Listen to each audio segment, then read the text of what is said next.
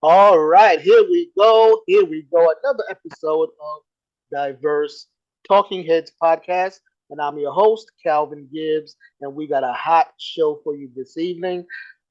But first, I want to introduce you to our panelists today. Please welcome panelist Charlie.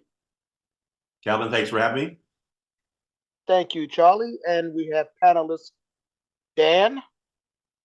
Hello, everyone. Good evening, sir. And we have panelist Karen. Hello, everyone. Hello, Karen. And we have panelist Kaushal with us today. Hey, Kaushal. Hey, good to see all you. Likewise. Well, let's get right into it. This episode, we're going to talk about the elections. Now, we're not going to get all into the minutia of it all, but I want to ask some specific questions about third parties. Okay, we know that in this country we have two major parties, the Republicans and the Democrats, but some people refuse to vote for them this time, and they're looking at third party candidates. So, why do some people decide to vote for third party candidates? Well, Calvin, I've actually voted for two third-party candidates twice in my life here, showing my age here. The two times I did it, I voted in 1980 for John Anderson, if anybody remembers him, and that was the Carter and Reagan election. And in 1992, I also voted for Ross Perot in the Clinton election there. It's been a while since I've done that, obviously. I had to kind of go back today and try to remember why I did that. I think those were different times than they are now. And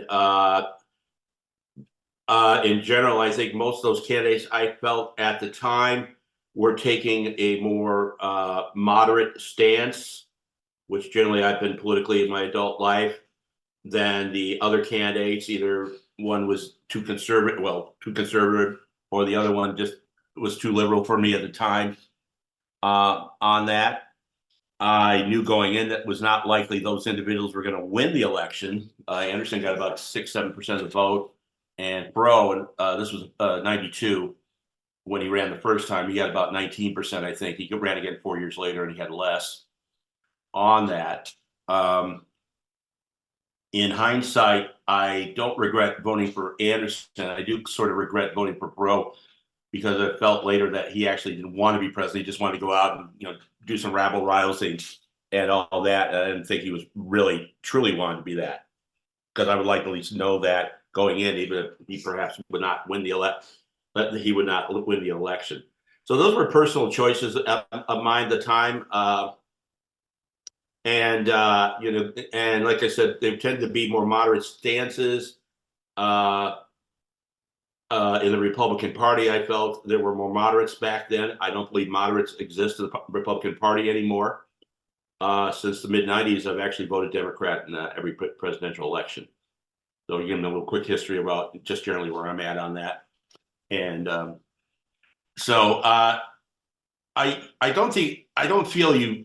respect people who do that for legitimate candidates. Obviously, that can force a person to win. It may not be a person that you want into office, but I do respect that if the candidates are legitimate. I'll just leave it at that for now. And what do you mean by legitimate candidate? I've got to follow up on that. Well, they seem to be, the causes are legitimate. They have, that they will get some significant, hopefully they will get some significant ideas that, they will not win, that they will affect the other candidates on there because there was a significant block of voting for them. Obviously, it's a tricky slope there. If you're worried about that person causing another person who's you would prefer over the other individual to win, you got to watch that very carefully. We haven't had that much of a third party candidate in recent years as a possibility in this election. And I just think every case you have to look at different, individually on it. Okay. Well, in this election, it seems that people are really taking sides. I mean, you're either on one side of the fence defensively, or the other side of the fence defensively, or offensively, however you look at it. But it seems that the younger people are looking at I'm sorry, in general, the younger people are looking at third party candidates because they're sick of the bickering, they're sick of politics as usual. Do you feel that a lot of that is going on in this election? And we'll direct this one to, let's say, Dan. So I don't know if I agree that the young people are necessarily disillusioned. I think they don't like each candidate for certain reasons, but there's too much of the I think there's too much of the one issue. Well, this guy, it's the purity vote, which is what I'm seeing. You're just not pure enough. We saw that when you had the Bernie guys, that Hillary wasn't pure enough and things like that. Um, but I think, a lot of times they're not satisfied with either one, but I don't think they're looking at the consequences of a third party vote. The way our system is set up now, the third party is just not going to win. It's not going to happen. So, but they look at it and go, well, I'll show you. I call it the I'll show you vote. But they're not looking into the future. It's the I'll show you today and see, I showed that guy, and then January rolls around and the guy you hate is now in office because you showed your guy that he wasn't pure enough for you. And I think there's too much of that going on. You know, and we've had a situation, if you remember 2000, Ralph Nader took away enough votes in Florida that would have swung the election to Gore. And so it does have consequences. And we wouldn't have got into that whole Chads thing and everything.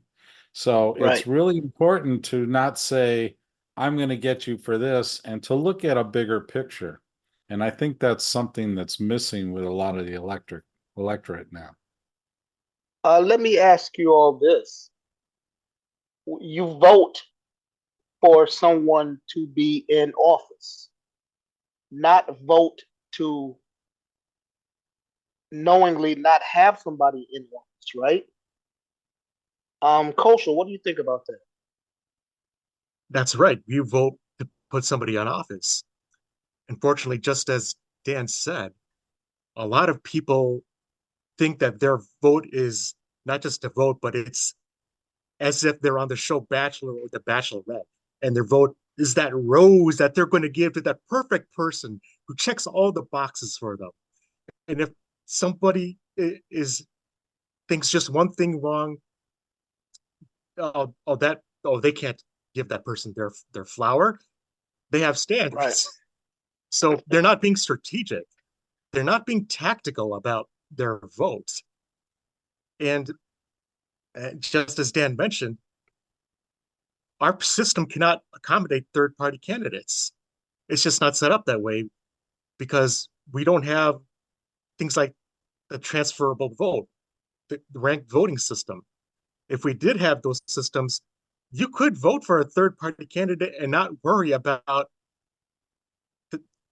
inadvertently supporting the worst candidate, because your third-party candidate, if they lose, your vote then goes to your next choice, who might be the more pragmatic person, the person that you don't really like that much, but would still be better than Darth Vader, right?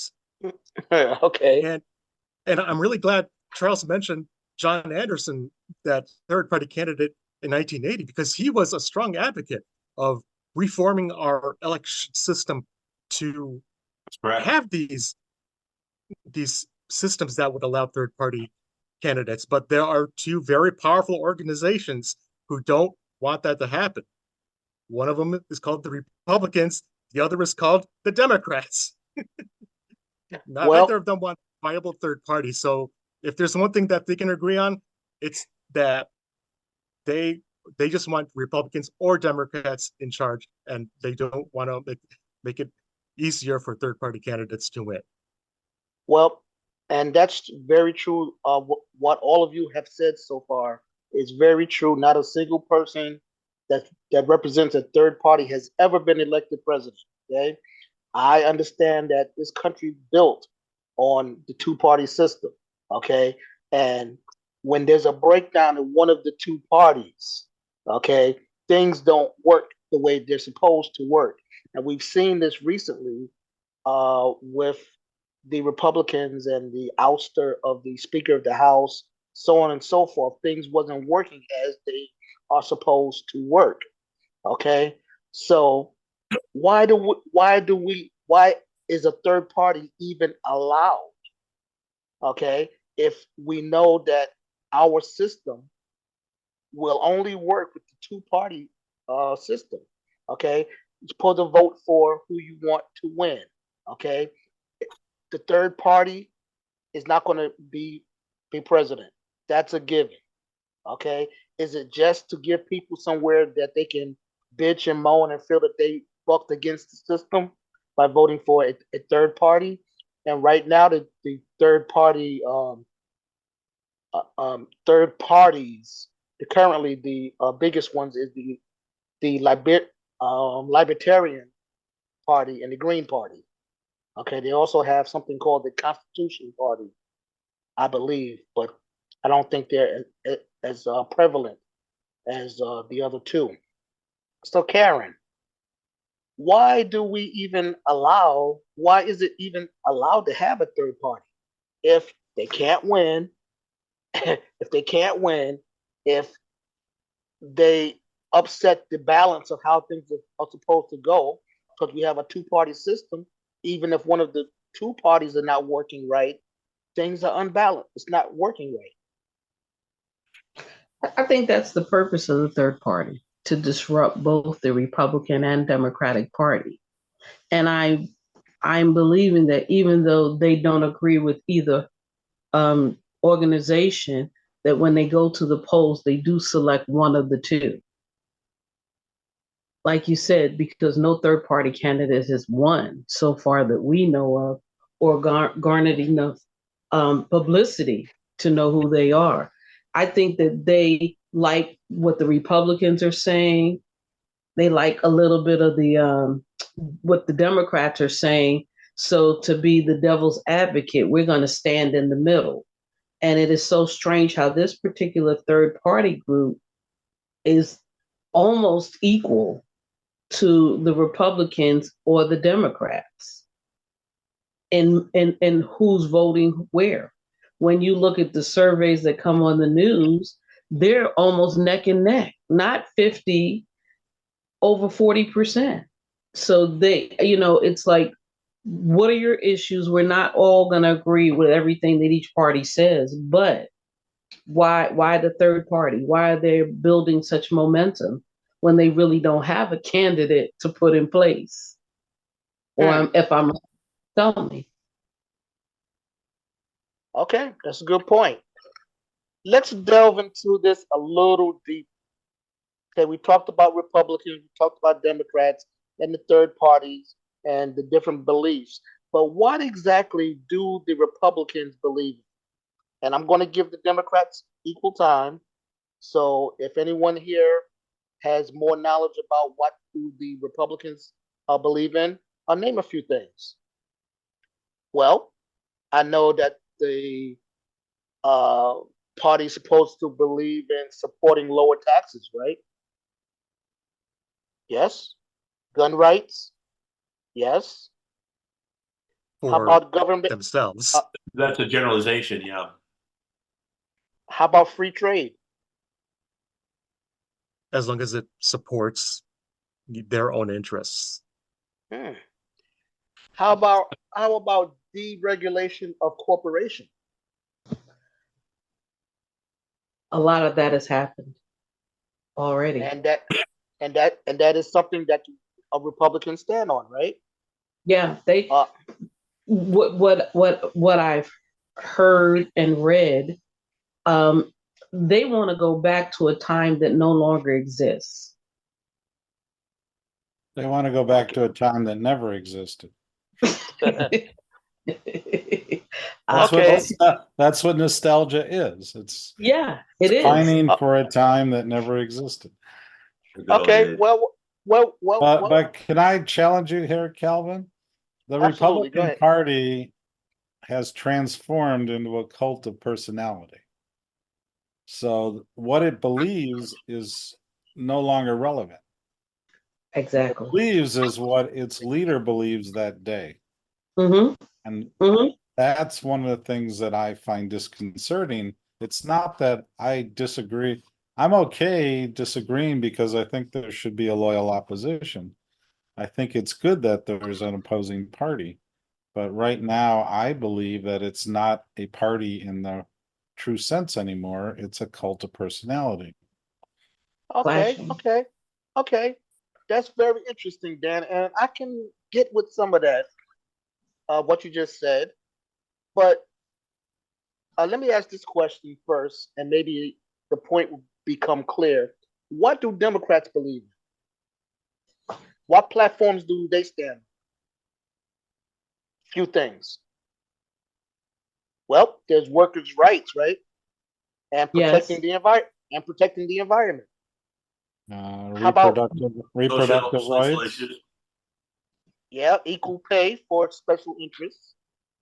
Okay. Mm-hmm. Generally making life better for families across the nation, fairness, justice, equality for all, and moving up the middle class, so they can get a bigger piece of the pie, right?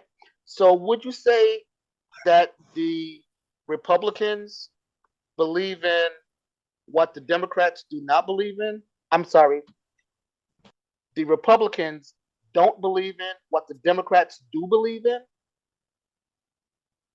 They don't believe in what the Democrats do? I'm not sure they have beliefs.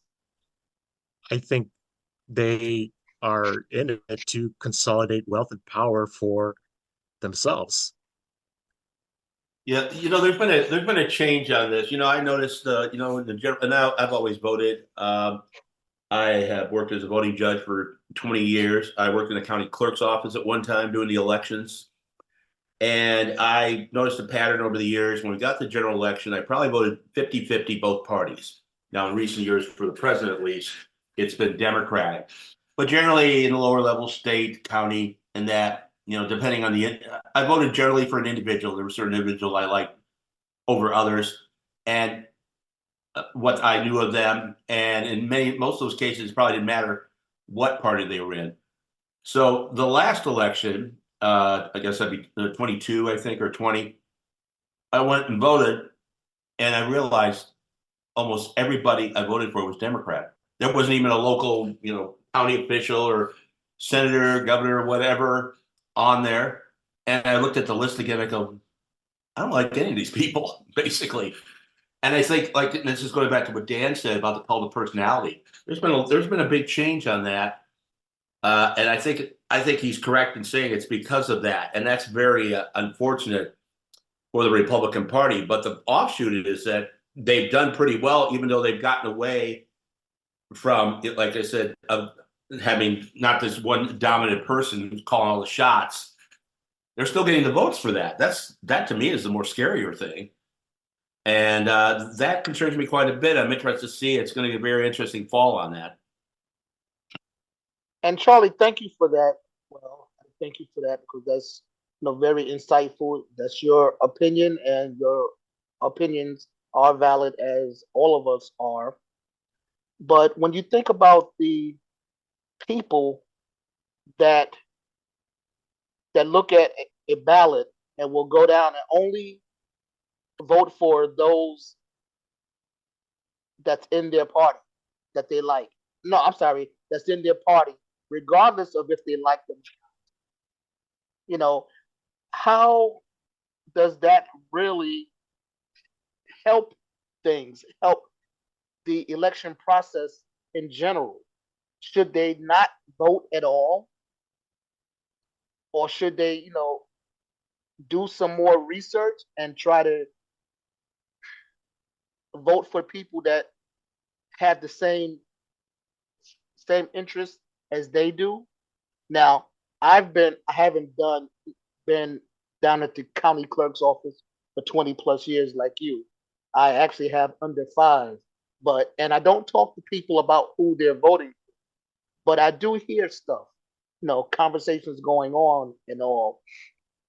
And with the registration system, you kind of get to see who they're registering under, Democrat or Republican. Um, and it's, I guess I would say it's amazing that the people that come in just on face value, you wouldn't think they would be voting that way or getting that type of ballot. Okay, but that's what they're registered for. That's what they're looking for. And some of them go through the ballot so fast. I mean, come on, it takes more than a minute to go through there.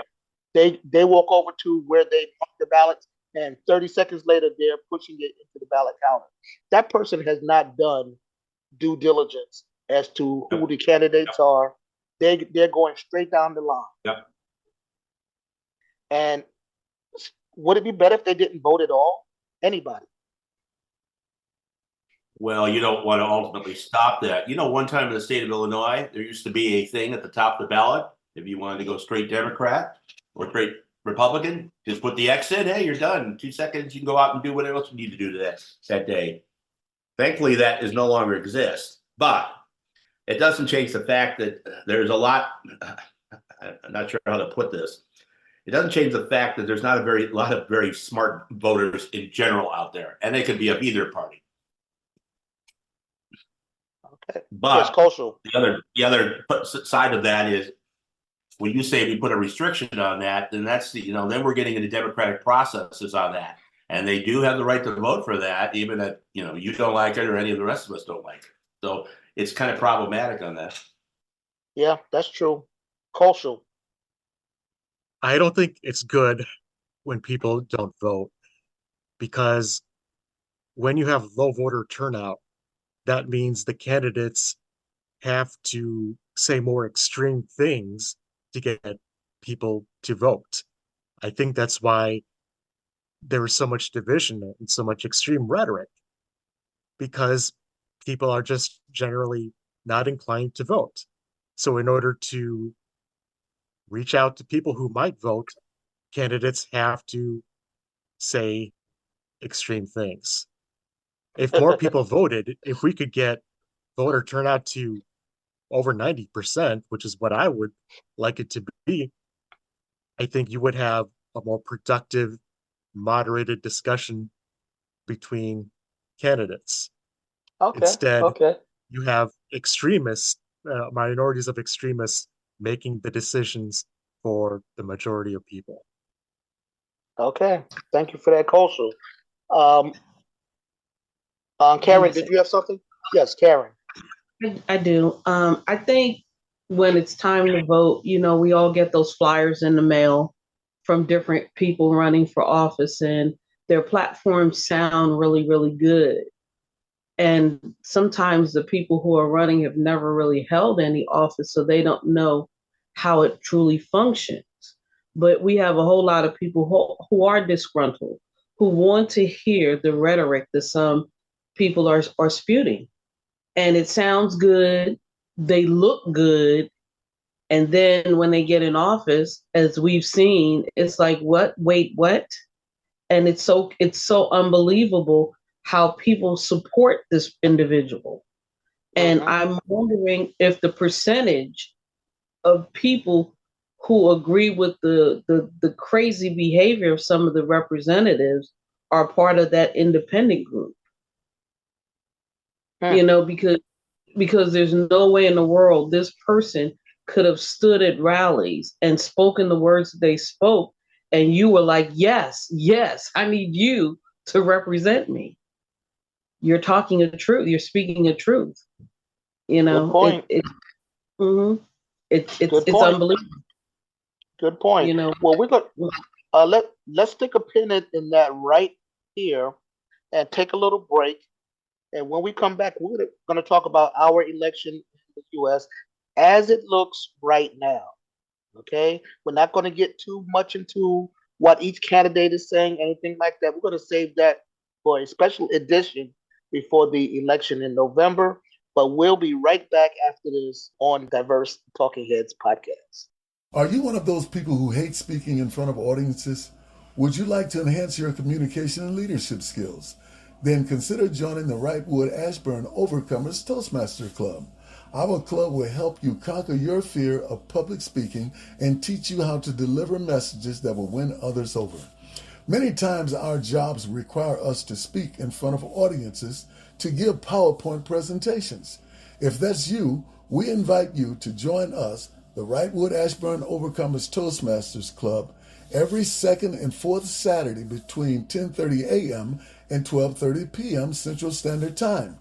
Come join us online at wao.toastmasterclubs.org. Then check out upcoming WHALE events. And we are back. This is Diverse Talking Heads podcast. I'm your host, Calvin Gibbs, and we're talking this evening about the elections in the U.S. For this segment of the show, we're gonna talk about the election that's going on as it looks now. As it looks now. And I want to kind of segue into that from something that was said in the previous segment about people saying crazy things to get themselves noticed or to get people to vote for them. And we've heard some crazy and outlandish things from the candidates this election cycle. So I'm going to ask, let's start with Dan. We go Dan and then Karen. Your opinion in 2 minutes or less about the election as it looks right now, as it's being run, as it looks right now. Are we talking just the presidential, or are we talking? Just the presidential. Okay. Well, right now we got polling showing them neck and neck. Things are also skewed because of our system. We don't vote. The person who has the most votes doesn't win. It's the person who has the most electoral votes who wins. The downside if you live in a state that tends to vote one way, you're ignored because they only matter with the toss-up states. That's all that matters because you have to get to that number. And, we've already had this century 3 times where the person won who did not get the overall vote. That would be hard to change because smaller states are not going to want to give up their power. So that makes it neck and neck, and that's really where it matters. So what they do is they speak to those 5 states. I have my opinion. We have 2 guys who ran against each other before. I think it's a problem. I think the current president doesn't get enough credit for what he's done. I have a real problem with a guy who's been indicted 91 times and lies every single day, and insults people and is narcissistic. And but a lot of people like him because I think it goes back to what I said before. It's the gotcha vote. Oh, we want him to just punch the country in the gut. And that's what he's going to do. And people want to believe. And, it's, I think it's a tough time. I happen to think that it's one of the most important elections in our lifetime. I have a fear of what's going to happen in democracy if one side wins over the other. And democracy is pretty damn important to me. That's where I see it. I think it's going to go down to the wire. Okay. I do agree it's going to go down to the wire. And Karen, what are some crazy things you may have heard from either candidate in this election? Because the crazy stuff comes out like on a daily basis at this point. It's so much craziness that's been said. I can't really select one particular thing. I mean, Uh-huh. what we have forgotten is that whoever the incoming president reaped the rewards of the previous president. So they're going to look like the shining star, like they did all of this. They crossed all the T's and dotted all the I's.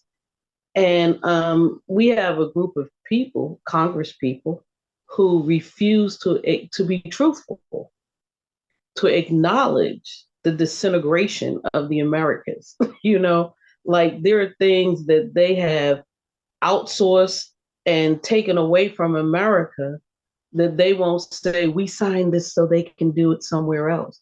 I get wanting to help other countries grow wealth, but what about your country? What about us? You know, now you see commercials made in America, this in America. We have a guy who, as Dan said, has so much junk in his trunk, it should be dragging the ground when he drives. But people choose not to believe anything that he's done as dishonest. Joe Biden, Okay. he's to me, I mean, I know he's doing things, but I think he's doing things in silence. Okay. Fair enough. Charlie or Kosher? Want to chime in on this? I'd like to put in, I agree with Dan said. I'm going to put an addendum on that. I think this is going to be the, how can I put it nicely, the mother of all falls coming up here. And I could probably say some other words here, but Cal will be editing for the next few hours that out. So I'll leave it at that. The other point is if one individual loses again, you think he's going to say, oh, okay, I'm cool. I doubt it. It could be 5 million, 10 million, whatever, 20 million. And I have a fear that we're going to go through all this rigmarole that we went through 4 years ago again. And this will just go on and on and on. Yep. And the most, I can't say most disparaging thing, but over the weekend, Senator Tim Scott from South Carolina, who's on the short list to be VP for the Republican Party, would not say, that reporter from CNN went all the way up his butthole, tickling his colon, and he would not say that he would accept the election results if his party didn't win. He just wouldn't say it. And to me, that's amazing because here we are, literally 4 or 5 months from the election, and people are still afraid. I know you're on the short list, but come on. I mean, at some point you have to have the controllers. I think I'm using the wrong word, but balls to stand up for what's right. Koshal, your thoughts? Something that really stood out to me was what Karen said, that Biden is doing a lot of things silently. I think he's doing a lot of good silently. I think the problem with a lot of Americans is that they don't have respect for quiet, thoughtful, competent people. They believe that the loudest and most talkative person has to be the right one.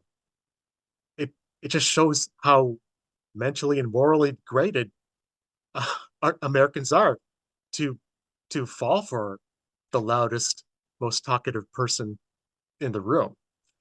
And it's tragic. It's tragic that the polls are neck and neck. It really should not be. That's a farce. And I think it's tragic that our country has regressed on some issues like abortion, and we're not talking nearly enough about the issue that I think is the most important one, which is the environment and climate change. That's the one issue that's really going to affect everybody and our future generations.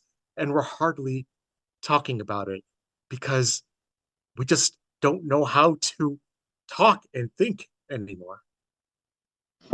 I agree with Culture, and it's so truthful because there are floods in places that never flooded before. That's not an issue. You have ice melting in the Arctic that had been frozen for billions of years.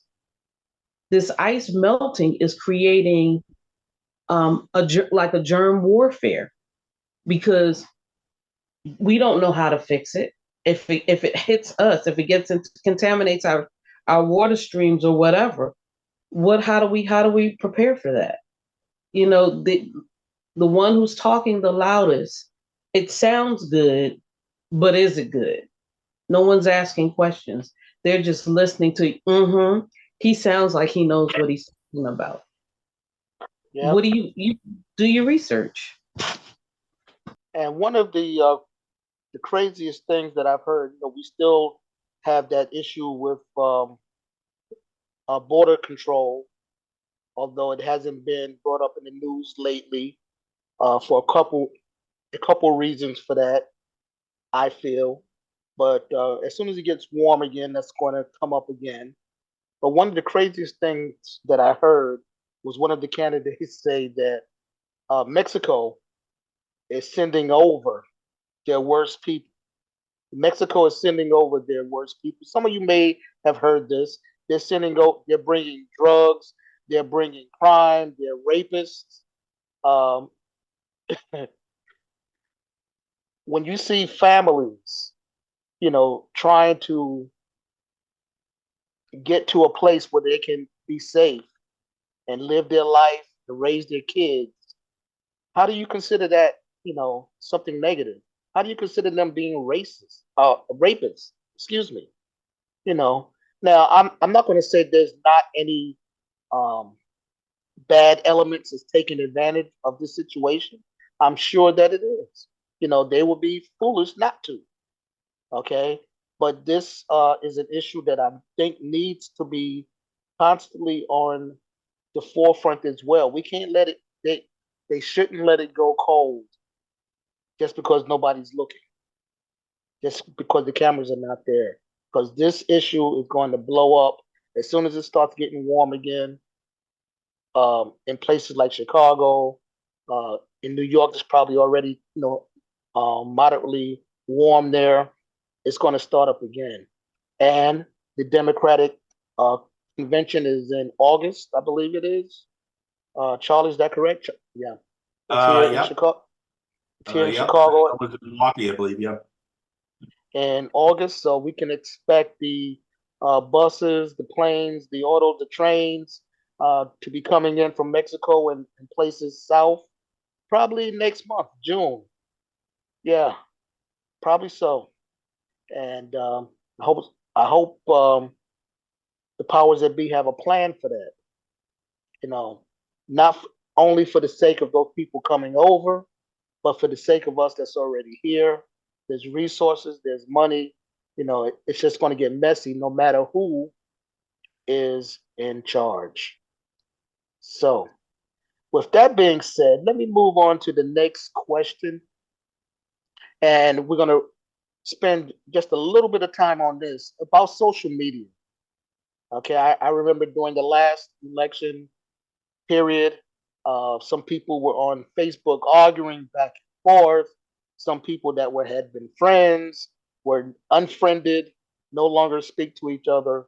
And that's tragic when you think about what they disconnected from each other about. Okay, so how do we as a people respect people's opinion on social media when we don't agree with them at all? How do we respect their opinions when we don't agree with them at all? I mean, at all. And Dan, you got that smile, man. You got something. I know you do. Okay. Well, there's two aspects. There's one, is it real? Because we know that countries that don't like us, like Russia, China, Iran, are working very hard to put a lot of false stuff up there. And they put it, they concentrate a lot on TikTok because of the younger crowd, Facebook for the older crowd. So there's a very concerted effort to put disinformation out there. As far as, whether it's a friend of yours who goes and posts something that you don't like, I'd be hard pressed to believe that there's anybody out there who's ever been convinced on social media by somebody else telling them they're wrong. But the anonymous, the faceless nature of it, people get nastier than they would in person. Now, some of that, unfortunately, is spilling over to personal, but I think there's a tendency for people on a keyboard to say some pretty nasty things that they would never say in person. And the disagreements, we are not going to convince each other of our views on Facebook Social or media. TikTok Yeah. or anywhere else. That's correct. That is correct. Anyone else? How can we respect people's opinions when we don't agree with them at all? How about don't say anything at all? Mm, How about that's a not say novel. anything? You don't have to respond. None of the social media sites has a what would you call it? A policing division to monitor what's being said. None of them do. And that was one of the things that they were, I don't know, Facebook was supposed to do that. Like they have community standards. Their version of community standards is absolutely absurd. People still say ugly things and they don't block people. They don't do anything about it. Well, I don't know. Every time I say something outside the box, I get in Facebook jail. You might be the only person still going to jail. Oh, sounds like another show there. Okay. Oh man. Anybody else have anything on this? Well, I will say this. A person that I consider to be a good friend of mine, back in 2020 or so, after the George Floyd thing went down, and mind you, this is a person I worked with decades ago in Connecticut. Broke bread at his house. He came to Chicago, broke bread here. He still lives on the East Coast, and I saw him post something. It was about the Black Lives Matter movement and how they all should be thrown in jail and blah blah blah blah blah. And it hurt me, you know. It really. I'd never approached him to ask, his thoughts on it. Maybe I should do that one day. I'm not there yet. But it hurt me that this was somebody I considered to be a friend. It doesn't matter what color, race, or religion you are. If you're a friend, you're a friend. And because people are upset about being killed in the street, for you to say that, Black Lives Matter don't mean that all lives don't matter or that they're the only ones that matter. And yes, I did unfriend him on Facebook. I deleted him from my phone book. But after I did it, I felt really bad. Even today, talking about it, I feel like reaching out and olive branch, as they say, just to see if there's something there, something I may have missed. So it's all about discussion. It's all about conversation. And that's about all, y'all, for this episode of Diverse Talking Heads podcast. I'm your host, Calvin Gibbs. I want to thank Dan for being here this evening. Thank you, Dan. Thank you, Calvin. I want to thank Charlie for being here. Thank you, Charlie. Thank you, Calvin. Panelist Koshal, thank you so much, sir. This is a great discussion. Thanks for letting me be a part of it. Indeed, indeed. And the lady holding it down tonight, Karen. Thank you, Karen, for being here. Thank you all. Great conference, great discussion, great points. Yes, indeed. Well, we're also at the point of the show that we're going to take 2 steps to the rear and get on out of here. Until the next episode of Diverse Talking Heads podcast, exit stage left.